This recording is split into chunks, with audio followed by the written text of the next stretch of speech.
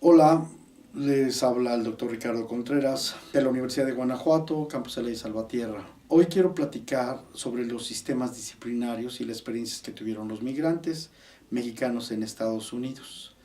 Es un trabajo muy interesante, muy pocas veces abordado.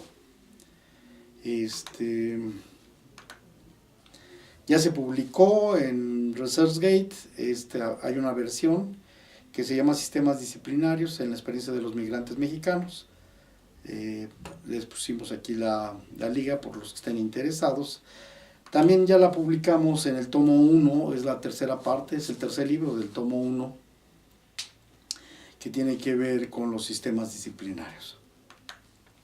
Me gustaría recapitular, ya expusimos a lo que se llama los motivos de migración, por los cuales se fueron los migrantes, por cuáles son las razones por las que se fueron, las crisis, la pobreza, el desempleo, cuáles son las razones por las cuales se van los migrantes. Después hicimos otro trabajo que próximamente va a estar con ustedes, se llama Proceso de Circulación de la Mercancía Migrante, y es cómo se vienen, cómo se insertan, a través de qué redes los migrantes mexicanos a Estados Unidos y después a los trabajos. Es un trabajo interesante, es una propuesta que hicimos, claro, de una investigación de 1018 entrevistas. Y bueno, pues, entonces, ¿por qué se vienen los migrantes? ¿Cómo entran? ¿Cuáles son los riesgos? ¿Cuáles son las redes? ¿Cómo entran a Estados Unidos? Y cómo entran al trabajo. Y hoy nos toca desarrollar lo que se llaman sistemas disciplinarios, la experiencia de los migrantes, que es muy importante y que a continuación voy a poner. ¿Qué son los sistemas disciplinarios? Bueno, en este trabajo, en este video, vamos a presentar los procesos de sumisión del migrante mexicano en la transición de la circulación en el sistema mundial. Voy a abordar algo que se llama el esbozo de la construcción simbólica de las organizaciones en la interpretación del migrante laboral. ¿Qué quiere decir? Cómo entra la empresa y cómo la va interpretando, cómo la imagina, cómo la reconstruye el migrante mexicano. El tercer punto que vamos a abordar es el salario dentro de una relación social que genera disposiciones de subordinación en los sistemas disciplinarios, y también la reproducción ideológica y la domesticación de las conciencias que hace el salario. Por otro lado, vamos a ver en el siguiente punto, en el punto 4, la intensificación del tiempo de trabajo, el cálculo racional del trabajo, los discursos de productividad y de eficiencia y algunas formas de trabajo. El quinto punto, vamos a ver los dispositivos de control para la vigilancia y la disciplina. El sexto punto, vamos a ver la relación de poder de los dispositivos de subordinación en el discurso del orden, en la racionalidad de la organización. En el séptimo punto vamos a ver el cambio de comportamiento en la organización, y en el último punto vamos a plantear algo que se llama el régimen migrante. Esto es el trabajo que se les va a presentar, está el libro virtual para que ustedes lo vean. Y creo que es un tema muy importante. Fíjense que es un tema muy importante desde el punto de vista de las organizaciones. ¿Por qué? Porque aborda el poder. Pero no el poder de manera abstracta y genérica, no. Hay formas históricas propias del poder que se van dando y que se van construyendo en las organizaciones, que se van moldeando, que se van dando. Desde el taylorismo hasta la época actual, que tiene bastante de taylorista aún todavía, sigue trabajando la cuestión del poder. Si generalmente estos trabajos se abordan desde el punto de vista funcionalista, este es un trabajo crítico y habla de cómo se da la sumisión en las organizaciones, que este es el tema que es muy importante, y los dispositivos tecnológicos y disciplinarios. Bueno, pues el trabajo se basa principalmente en la obra de Michel Foucault, en la obra de Vigilar y Castigar, pero no solamente en él, sino también en Gaudemar, que hace un trabajo en 1991, y Benjamín Coriat, que trabaja muy bien lo que son un análisis más social y económico, más socioeconómico, de los sistemas disciplinarios que se van dando. Muy bien, bueno, entonces quiero empezar que hay formas históricas que son importantes considerar, no se dan de manera espontánea. De hecho, los sistemas administrativos son sistemas disciplinarios hasta la fecha. Entonces tenemos que ver cómo se construyen, cómo se instituyen, cómo se forman, cuáles son las relaciones que se van dando, ¿no?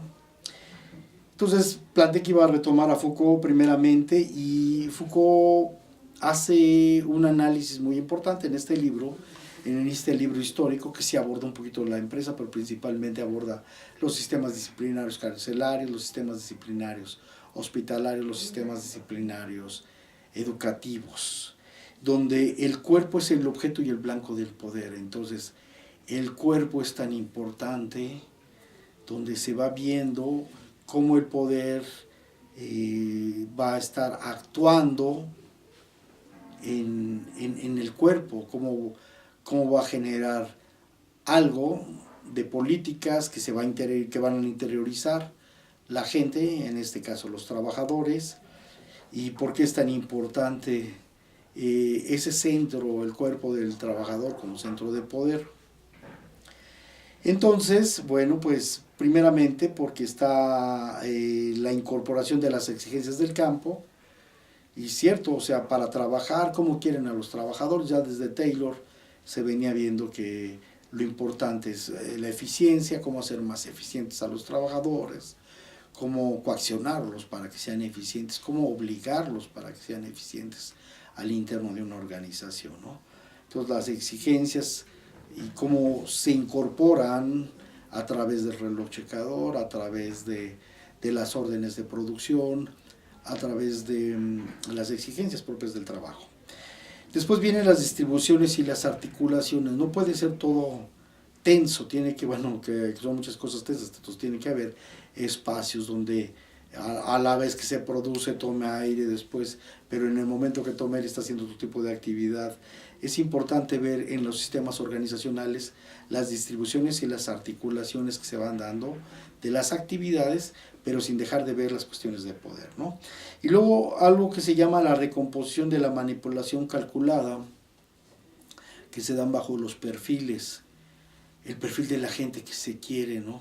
Entonces aquí se quiere un ingeniero, aquí se quiere un técnico, aquí se quiere un obrero, aquí se quiere alguien que sepa algo para estimular simbólicamente a los trabajadores, un psicólogo, aquí se quiere alguien que maneje la norma para que a través del contrato pueda deslindarse de muchas cosas, por ejemplo de demandas. Entonces esta es la cuestión de los perfiles, que ya también Foucault no abordó a Taylor, pero hubiera sido más interesante que hubiera abordado a Taylor en cada una de las tareas fragmentadas, qué es lo que se requiere, qué tipo de conocimiento, qué tipo de capital, pero no todo el tipo de capital, sino el capital que se pueda usar, que tenga un destino y un interés claro para los dueños de los medios de producción. Otro de los elementos que nos retoma Michel Foucault es la facultación, donde vamos a ser poderosos, fuertes a los trabajadores. Nos interesan que sean gente productiva, que sean fuertes.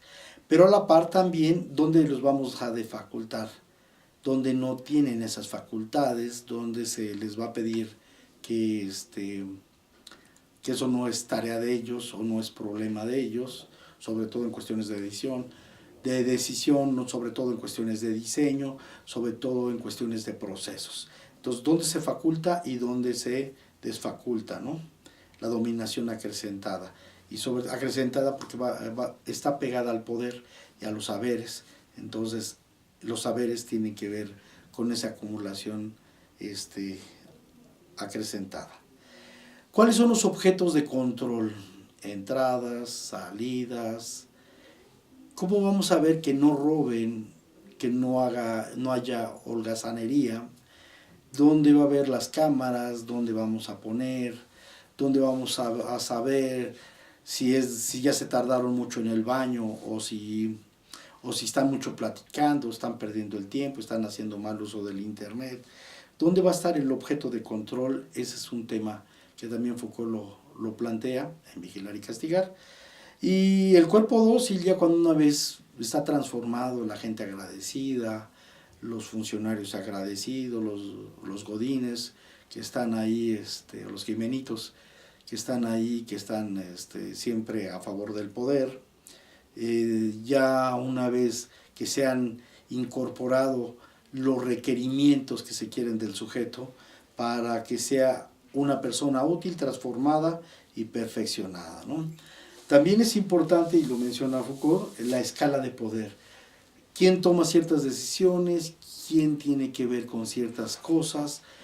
El supervisor tiene que ver con el comportamiento inmediato del trabajador, el supervisor informa al gerente de producción, el gerente de producción ve el conjunto de desempeños, junto con el de recursos humanos, pero no, esa es una escala de poder en otro nivel, el de ventas, cómo se están dando afuera, qué lleva la competencia, qué es lo que tenemos que hacer benchmarking, y luego los accionistas, esta información va al gerente general, y luego los gerentes generales, toda la información que manejan en recursos humanos, en producción, en mercadotecnia, en finanzas, y después toda la información condensada a los accionistas, a los dueños, para que ellos decidan qué es lo que se debe hacer económica y políticamente al interno de las organizaciones, ¿no? Y este trabajo ingenieril de la coacción calculada, cómo, en dónde se va a aplicar, en dónde se va a exigir, en dónde se va a molestar, en dónde se va a estimular. Y este juego, que es un juego muy interesante, no es nada más un juego en un sentido, sino cómo el poder en el discurso, cómo el poder se va dando de distintas maneras, ¿no? Con la zanahoria, con el palo, con la recesión, con la suspensión. Esto es lo importante de las coacciones calculadas en las cuestiones que no requieren los dueños de los medios de producción. Bueno, el sistema disciplinario en este libro lo abordo, lo esbozo de manera más amplia. Hablo de fines, porque a veces nos quedamos en la cuestión de medios. Hablo de los procesos de resocialización, porque por ejemplo, pues un migrante mexicano pues vive, tiene su familia, etcétera, socializa, pero como el espacio de la organización es el espacio de la resocialización, y entonces en ese proceso de resocialización cómo se van subordinando al trabajador y cómo se va cooptando, cómo se va teniendo acciones. Entonces, pero se dan en los procesos de resocialización la gente que está junto con él también. Se dan, no hablo del proceso personal, sino procesos de resocialización, ¿no? Bueno, y las tecnologías, las capacidades tecnológicas y técnicas no son ajenas, tienen que ir viendo. La tecnología no es ajena a los instrumentos de poder, va de manera paralela, y ese es un debate muy interesante entre Habermas y Michel Foucault que se dan, y que es importante que se discuta. Había gente que hablaba de la tecnología como la extensión del cuerpo, pero no estaba viendo la cuestión del control, del poder que se da en ellas, ¿no?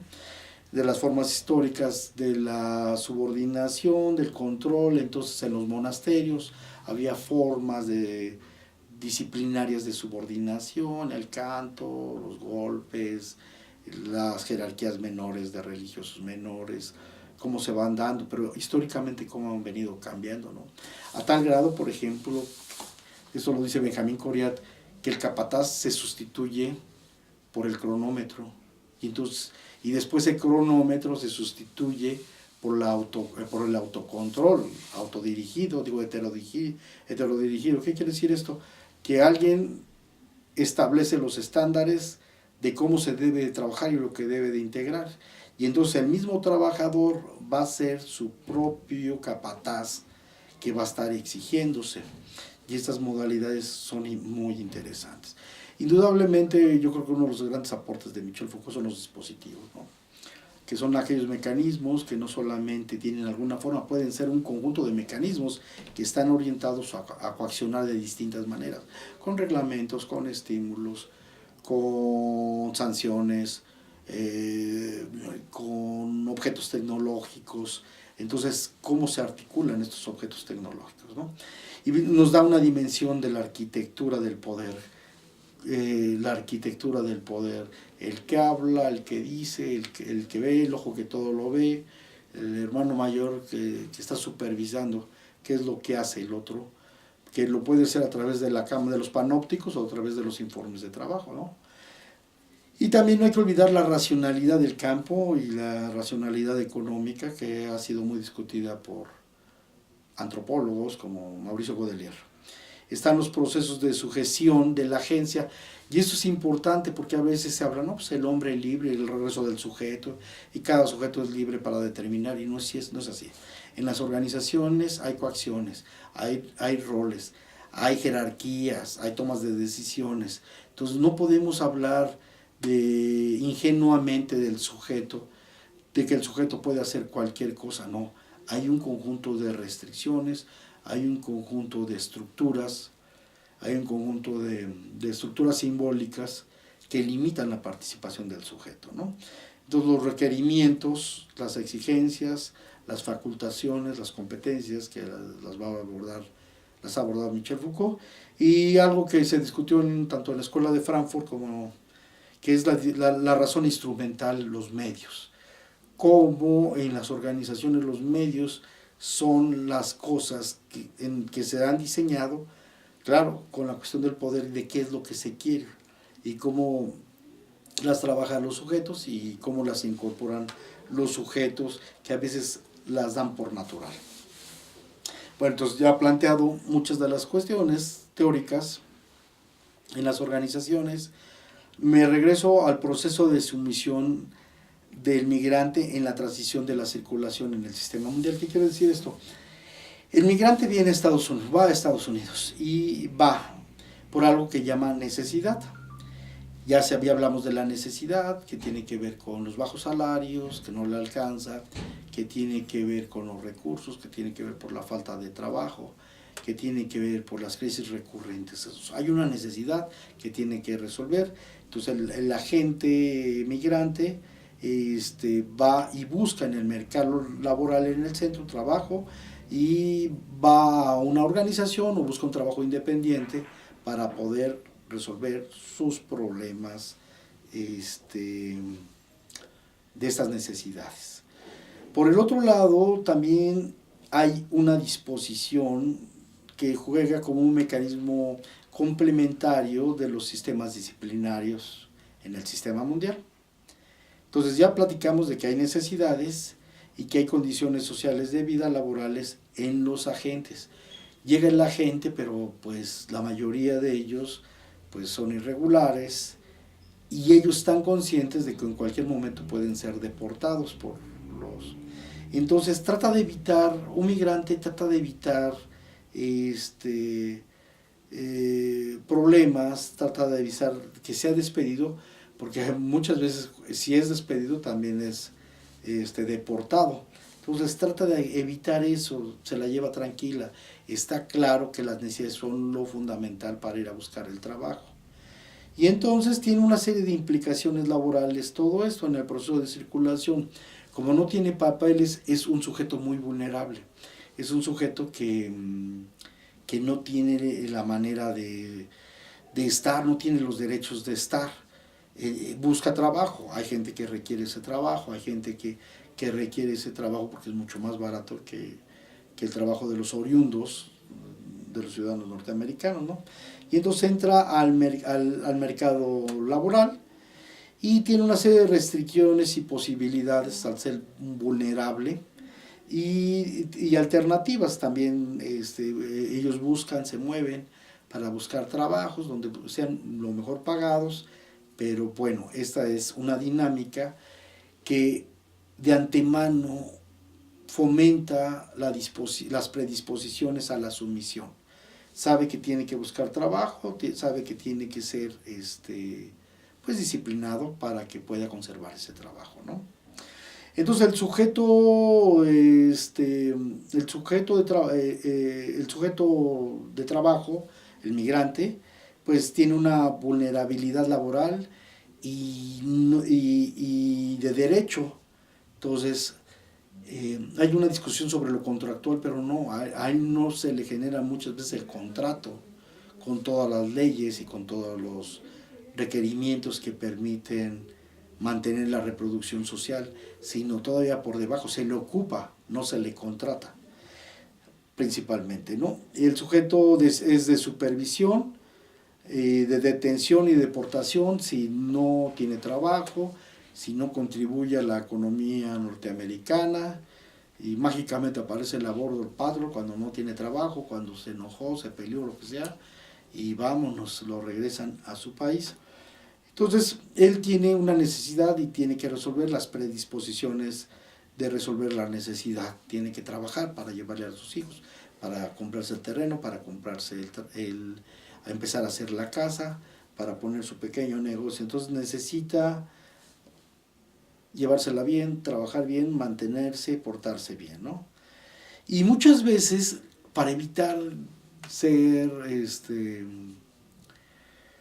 deportado, pues vive en cuasi confinamiento, una especie de vida clandestina, donde rara vez sale, rara vez no quiere molestar a nadie, vive encerrado, claro, en el trabajo, pero el cuasi confinamiento también por parte de él, porque sabe que salir es un riesgo. Y después adquieren conocimientos y algunas mañas para salir, pero por lo general hay un cohacinamiento, ¿no? Y bueno, pues también la otra cuestión es que mucha gente en Estados Unidos, pues no todos, hay mucha gente muy solidaria con los migrantes mexicanos, pero hay una xenofobia y ahora se ha incrementado, y hay momentos en que se ha incrementado, y entonces la identidad del mexicano, por las cuestiones fenotípicas, puedes ver fácilmente identificable, y entonces al ser fácilmente identificable puede ser fácilmente señalado. Sí, ahora hay todo un discurso muy terrible que es la criminalización del migrante. No era criminal, pero ya desde la Simpson-Rodino para acá ha habido señalamientos donde se trata de criminalizar. Son unos criminales, son unos violadores, decía el presidente de Estados Unidos, son unos violadores, son unos rateros. Y entonces la criminalización del migrante que buscaba legalmente trabajar, ¿no? Entonces el indocumentado igual a criminal se ha asociado, pues, porque se ha roto las leyes al querer buscar trabajo, y aunque los derechos humanos apelen a los sujetos, no importa cómo se ha roto, se quebrantó la frontera. Entonces él es un criminal, y por el hecho simplemente de cruzar, muchas veces por hambre, esa frontera. Bueno, ahora viene una cuestión que es sumamente muy importante, que es el esbozo de la construcción simbólica.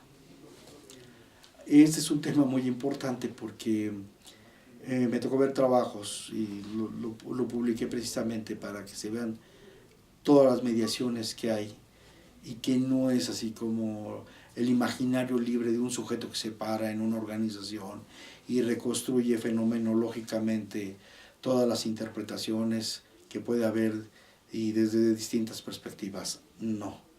Hay una cuestión de las representaciones, ¿no?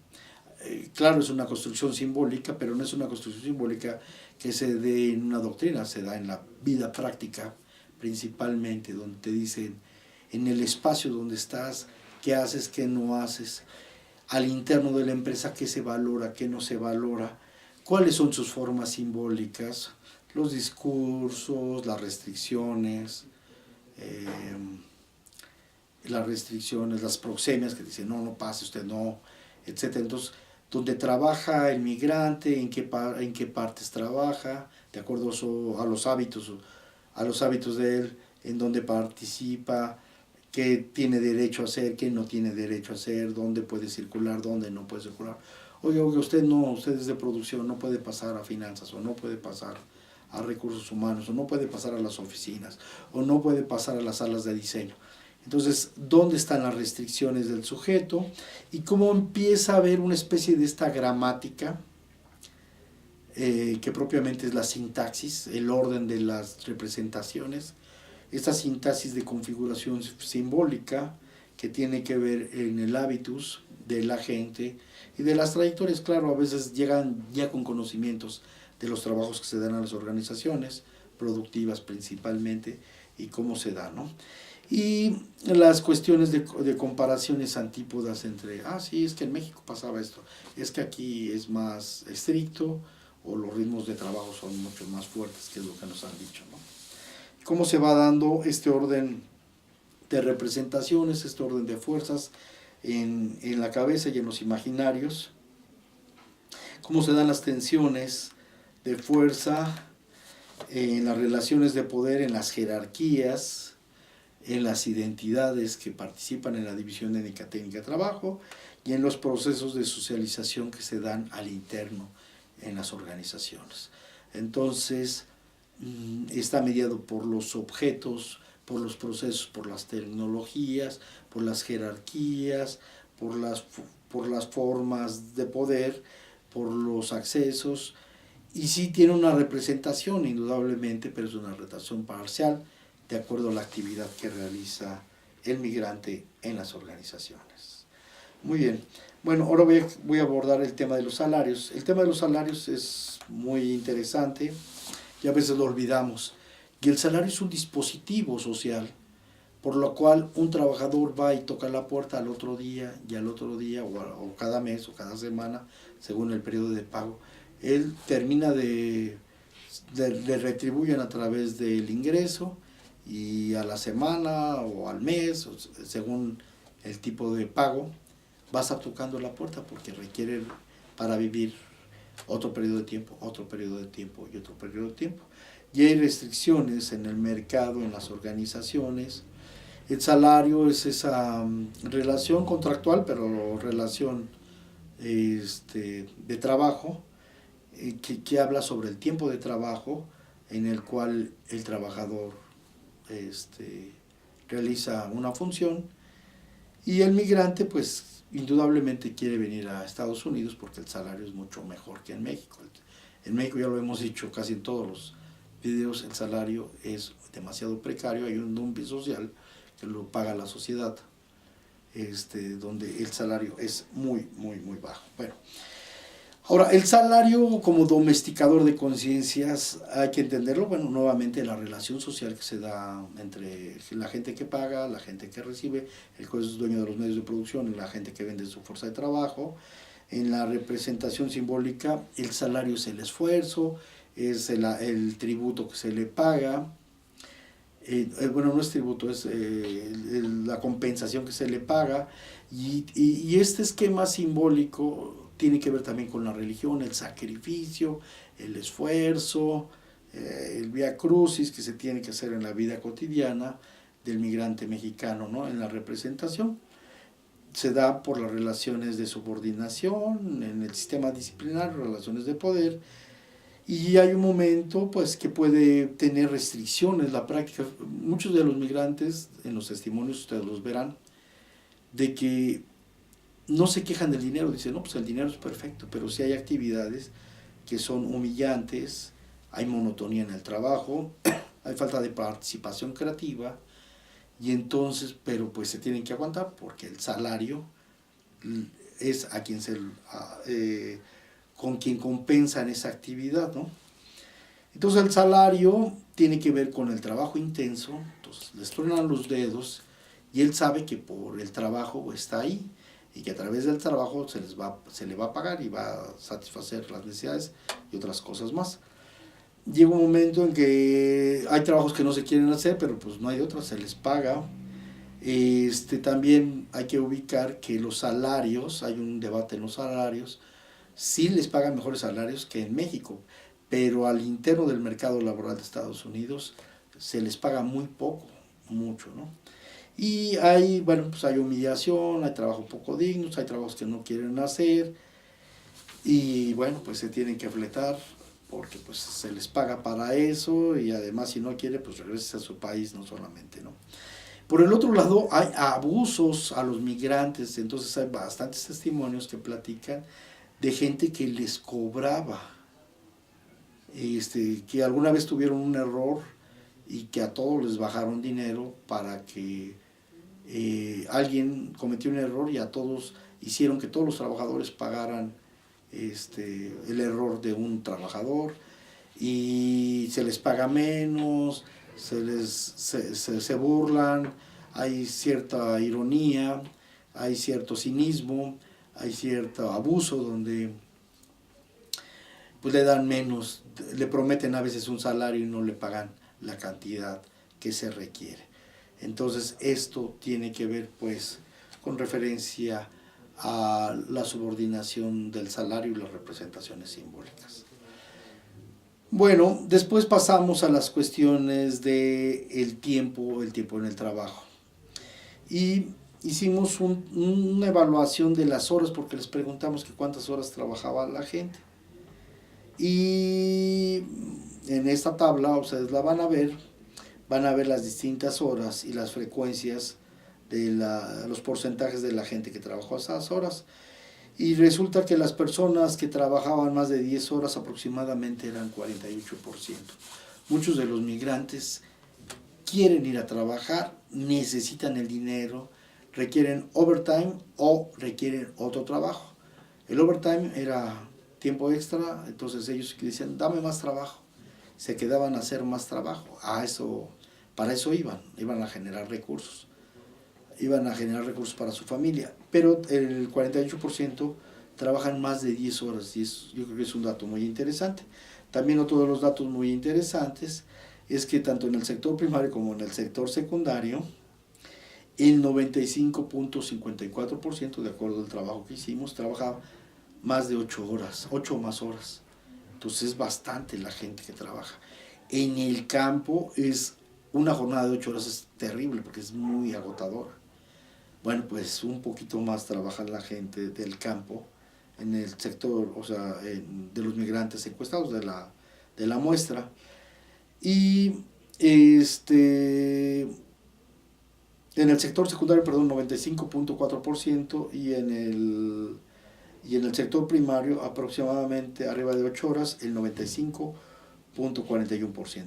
Entonces vamos a ver que la gente que a veces trabaja un poquito más de las 8 horas son los trabajadores del sector primario, que son del campo, agrícolas, ganaderos, apícolas, etcétera, son los que más trabajan.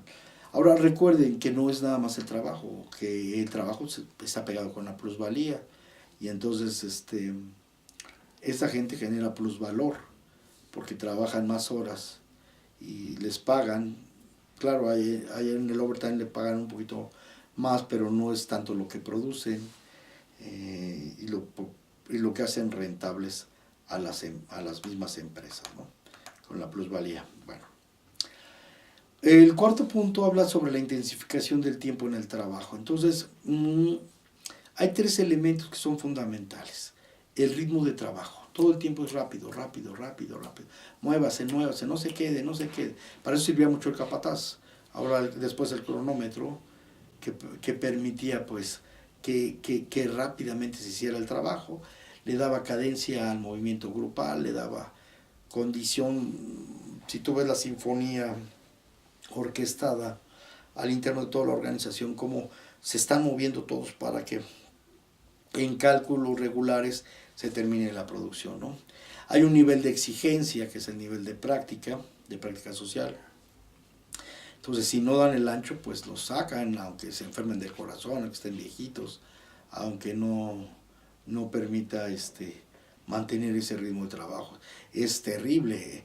En la fábrica, en la construcción, un compañero me platicó que ellos echaban apuestas de quién podía durar en el trabajo, que llegaban chavos fuertes, que los primeros días terminaban demolidos en términos de su esfuerzo, ¿no?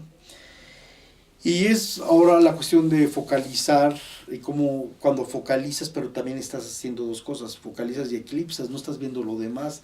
Y los ritmos de trabajo exigen niveles de concentración para que no pierdas, pero al haberte concentrado en algún lugar, automáticamente también, concentrado y dedicado, también eclipsas, o sea, no ves las otras cosas, solamente ves lo que quieren que veas o que se tiene que ver, que es la línea de producción, que es cuando ensamblas, cuando pegas y que tienes que estar al tiro, pero no estás viendo otras cosas.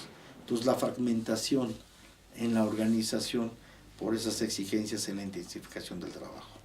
Bueno, pues ahora tenemos la cuestión de dispositivos del control, ¿no? Entonces está la representación de la ida al centro, que connota un esfuerzo, con recursos, la representación del retorno, una vez que tienes dinero, regresar a la casa, a la libertad, con tu familia, llevar recursos y convivir con ella. Entonces eso es también importante y va a estar latente en la vida de los migrantes en el cuasi confinamiento, ¿no? Y entonces, bueno, pues va a estar encerrado, va a estar encerrado en el trabajo, va a estar encerrado en su casa, va a estar encerrado el cuasi confinamiento en espacios donde hace sus prácticas sociales, se alargan las horas de espera, hay tensiones, hay riesgos, es muy limitado las formas de recreación y de diversión, aunque sí me ha tocado, bueno, ya cuando tienen más tiempo de que se van a los malls y se divierten y ven el otro mundo, el mundo del centro, desde la periferia, y es muy seductor. Entonces el hecho de estar encerrados hace tediosa la estancia y esto fomenta la nostalgia, el qué estarán haciendo allá, cómo estará mi hijo, con quién estará mi mujer, dónde estará mi compadre, qué estará haciendo, le irá bien, le irá mal. Y esto es, el cuasi confinamiento tiene tanto elementos objetivos como elementos simbólicos que se va generando. Y entonces por eso a veces ponen la música ahí en el trabajo, ponen a Marco Antonio Solís, a Pedro, a su papá, ponen a Pedro Infante, a Jorge Negrete, ponen la música que escuchaban, porque en el impervículo pues también se van a recrear imaginariamente con las cuestiones de la nostalgia. Bueno, ahora vamos a hablar un poquito sobre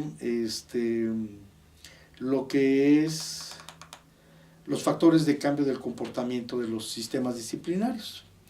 Bueno, pues el sistema disciplinario se va incorporando, se va en el cuerpo, se va encarnando, se incorpora, ¿sí? Lo estricto del trabajo, la intensidad del trabajo, el trabajo duro. Este es un discurso muy recurrente en los migrantes, el trabajo duro, el trabajo de esfuerzo. Sobre los estados anímicos, ¿no? Sobre la facultación, sí, se dan cuenta que son muy hábiles en hacer algunas cosas, pero no se han dado cuenta sobre todo sobre la docilización de los agentes, sobre los procesos de sumisión, de que bueno, están agradecidos y entonces muy agradecidos con el patrón. Y claro, no es una cuestión muy mecánica, a veces se genera un puente afectivo de reconocimiento, pero en esta lógica de subordinación. Sobre las jornadas de trabajo, el horario y la puntualidad, sobre las formas de trabajo, la manera en que trabajan, de manera grupal, de manera individual, de manera en los procesos, sobre la responsabilidad. Hay todo un discurso de que no, sí tengo que ser responsable y no solamente en el trabajo, no tirar basura. Sobre el orden también de las cosas, aunque muchas veces no entienden, es un límite sobre el orden, pero sí entienden que a él le pueden preguntar ciertas cosas de manera muy puntual, de manera muy respetuosa, ¿no? Y también la cuestión de la supervisión. La supervisión es una relación laboral donde ahí se ve la estructura y el tipo de relación que se va a dar al interno de la organización en la supervisión del trabajo, ¿no? Entonces, generalmente muchos de los relatos se dan entre los supervisores y los trabajadores, muchas de estas luchas simbólicas. Bueno, entonces esto fue. Ahora nos vamos a la cuestión de la organización encarnada. Una vez que se incorporan todos los valores, no nos damos cuenta. Están los requerimientos de exigencia, de rapidez del trabajo en la organización. Está la forma de vida moderna en el centro. No solamente caminan rápido, corren de un lado a otro, se transportan en el metro, en las líneas colectivas. Es una vida rápida que se da en el reloj y de las urbes, y el migrante se da cuenta pues de cómo se da, que es tan importante, ¿no? La razón instrumental de la organización, cómo se incorpora, la organización como una actitud. Hay formas de trabajo organizacional, los procedimientos más rigurosos, más restringidos, muy selectos para cierta gente, y todo en este esquema del orden y el progreso del orden organizacional, ¿no? Y hay quien habla que esto es mayor libertad, en términos de restricciones, de la mayor libertad. Bueno, ahora vamos a ver el esbozo deóntico de la responsabilidad en los discursos de los migrantes una vez ya que están incorporados, ¿no? Entonces está la organización, está el salario y la responsabilidad de la gente, que tiene que ver con la puntualidad, con la entrega del trabajo, con ser más organizado para trabajar, tiene que limpiar, tiene que ordenar su herramienta, tiene que estar bien al principio y al final, tiene que estar limpio. Tiene que ver con pues, las amenazas de despedirlo, no encontrar trabajo, los compromisos adquiridos, exigidos con el trabajo. Está la relación con los mandos superiores, con los niveles de control, las importancias valorativas que se van señalando, las características de los trabajos y de los trabajos del país receptor, o sea, no son trabajos de alta gerencia, son los epsilon que están generalmente trabajando a un nivel muy operativo, ¿no? Las formas de comportarse con el país, porque si no también no pueden hacer cosas que se hacen aquí o se hacían de manera desordenada o irresponsable aquí. Y esta forma transforma al migrante porque lo ha visto, lo ha vivido, lo sabe que tiene que comportarse de esa manera. Y esa es la comparación antípoda, ¿no?, que se da, las diferencias antípodas. Es que allá no nos dice nada, pero aquí sí, es que allá no podemos tirar basura, pero en México sí podemos tirar basura. Entonces, y las disposiciones de trabajar más allá, no, o sea, el criterio para poder seleccionar es el trabajo. El trabajo va a ser el valor principal, la ignición habíamos señalado, es el valor fundamental que va a permear en las formas de pensar de todos. Contra las inercias del comportamiento y las modificaciones de esto, sí, claro, hay resistencias, pues es que no era así, pero aquí te están pagando, y así es el incremento de la responsabilidad de la gente y las actividades y el puesto. Esta es parte pues de la responsabilidad, ¿no? La exigencia y lo estricto tiene que ver en cuanto al trabajo general, los detalles, los requerimientos. Si no cumplen las exigencias es una causa de despido. Las diferencias antípodas entre la exigencia del centro y el trabajo aquí que llevaba en México, se busca que se incorpore el régimen en el agente y en el procedimiento de relación de calidad y cantidad en el servicio o en el puesto, en el producto, ¿no? Bueno, ahora, ¿qué pasa en los sistemas disciplinarios con referencia a la jornada de trabajo? Bueno, pues hay un tiempo libre y hay un tiempo de trabajo. El tiempo de trabajo tiene que ver con la vida en la organización, tiene que ver con lo que hace, con su puesto, con los niveles de exigencia. Y el tiempo es un recurso de poder, que es importante, ¿no? El tiempo libre. Y luego hay los requisitos de las condiciones de la organización moldeadas a los trabajadores. El tiempo medido y el tiempo exigido en dinero, y el tiempo medido analógicamente también en el dinero. ¿Sí? Entonces, si dejo de hacer, ¿cuánto pierdo? Si hago, ¿cuánto gano? Y esto ya empieza a incorporarse también en los esquemas mentales de los migrantes. El carácter punitivo y con referencia al retardo y las sanciones, ¿no? es importante, es que los mexicanos son flojos, llegan tarde, y entonces la cuestión punitiva. Si no aguantas llegar temprano, a lo mejor no vengas, no, tiene que estar ahí, si tiene la necesidad, ¿no? Están los dispositivos como el reloj, están los dispositivos de control como el despido, si no se pone al tiro, están las necesidades de la gente, las disposiciones de la gente, y la puntualidad de ser más responsable y más organizado, que ese es un requerimiento que se les pide.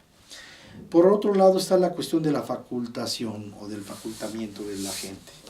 ¿En qué consiste? Pues consiste en que hay una atención, hay interés para que aprenda.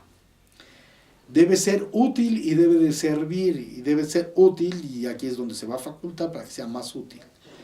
Entonces hay un proceso donde entra la gente a la organización y se les generan nuevas facultades. ¿Y qué nuevas facultades? Pues que se le hace más trabajador, que hay mayor conocimiento, habilidades, actitudes, hay modificación de su percepción, de conocimiento, que se transfiere a otros campos en algunos casos, y que está orientado a ciertas actividades dirigidas, concentrado, pues se concentra, le exigen que se concentre, le exigen que tenga la orientación, cierta fuerza, la atención, la dedicación, que eso es importante, ¿no? Él trabaja duro, intenso, lo faculta, lo hace fuerte, siempre y cuando coma bien, y también hay coacción en el puesto de rendimiento, ¿no? En los procesos de resocialización.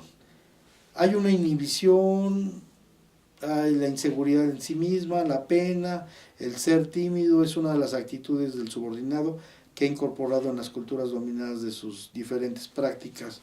Sí, entonces ahí hay cuestiones que tienen que ver más con la valorización al interno del trabajo. Esta es la cuestión de la facultación. El proceso de docilización, que es el otro punto que es muy importante que lo entendamos. Uno es cómo se faculta y el otro es cómo se dociliza, ¿no? Entonces hay formas conscientes y hay formas inconscientes de resistencia. En la organización hay nuevas facultades, pero también hay nuevas docilidades. Se da ser disciplinado, dejar de ser grosero, no dejarse llevar, moldear el comportamiento, no decir malas palabras, acatar las órdenes, evitar el desorden, ser gobernables, doblegar el carácter, ser tolerantes con la autoridad sociable, atentos, educados, amables, no escupir para arriba, no. Ellos son supervisados, son sometidos a coacciones, a través de exigencias, de estímulos. Hay toda una estructura de poder en los procesos de resocialización. Hay dispositivos, tecnologías disciplinarias, hay parámetros, hay instrumentos con efectos sociales, y evitar el problema en la organización de los retardos, los conflictos, la pereza, los contratiempos, la impuntualidad, el robo, el desacato, etcétera, para perdurar en el trabajo. Y esto, a través del tiempo, hace más dócil al migrante mexicano.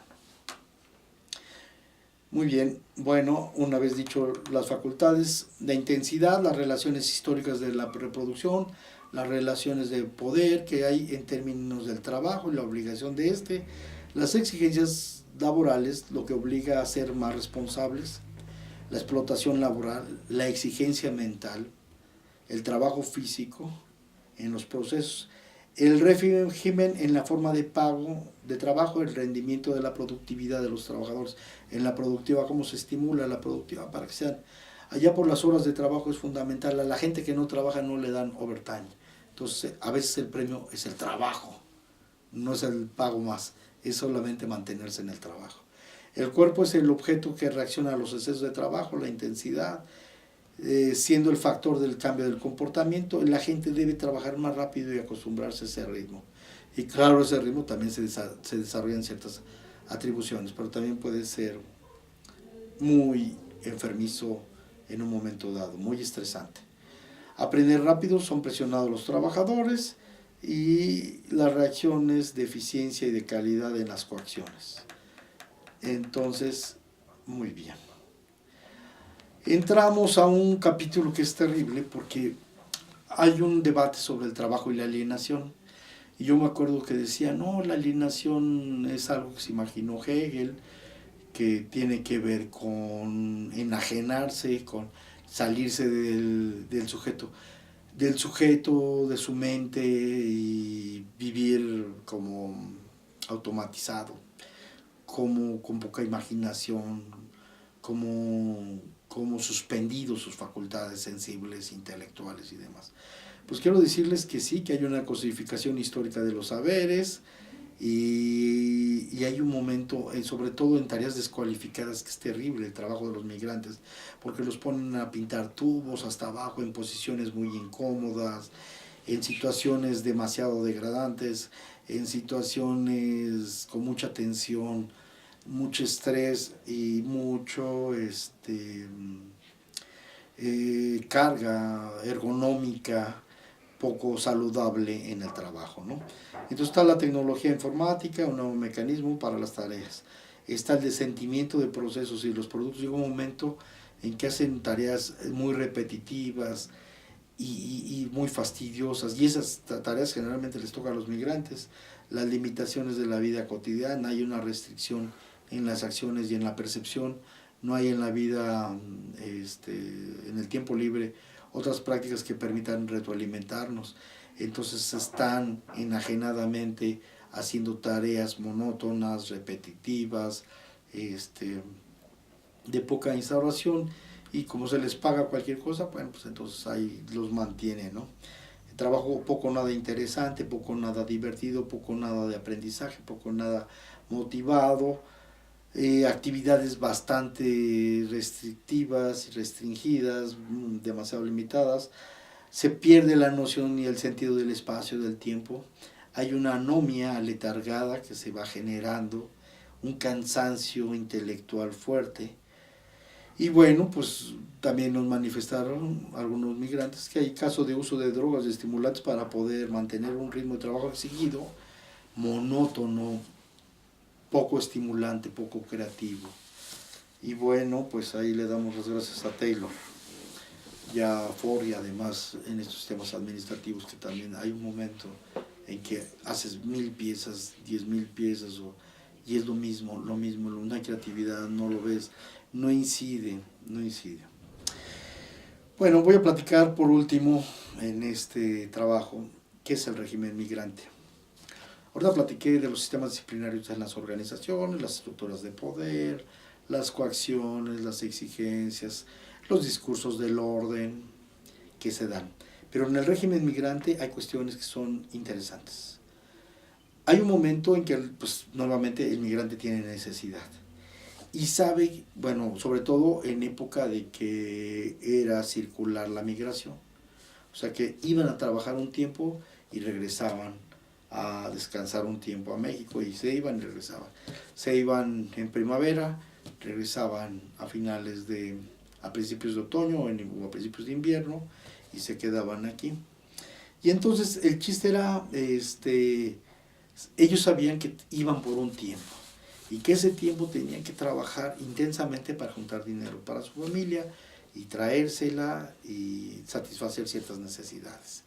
Sabían que iban a un trabajo intenso y que en ese tiempo pues se iban a echar dobles tiempos, overtime, o iban a conseguir un segundo trabajo. Entonces, trabajaban en servicios, generalmente en el segundo trabajo, y que le iban a trabajar, y que eso se requiere concentrar esfuerzos, ¿no? Y en algunos casos iba a haber varios turnos, en otros casos se tenían que cambiar de cachucha y se tenían que ir a trabajar a otro lugar, ¿no? Entonces está la concentración de los esfuerzos de trabajo. Ellos trabajaban, pero entonces como se prolongaba la jornada de trabajo, si eran 8 horas lo que generalmente se trabajaba, entonces se trabajaba más, pues se acortaba el tiempo libre. Y en el tiempo libre, la misma magnitud de trabajo, la misma exigencia de trabajo se tenía que prolongar para alcanzar a hacer las tareas. ¿Qué quiere decir? Que llegaban, entonces si antes tenían 8 horas para hacer el trabajo de recomposición, de arreglar sus cosas, bañarse, pues ahora lo tienen que hacer en poco tiempo.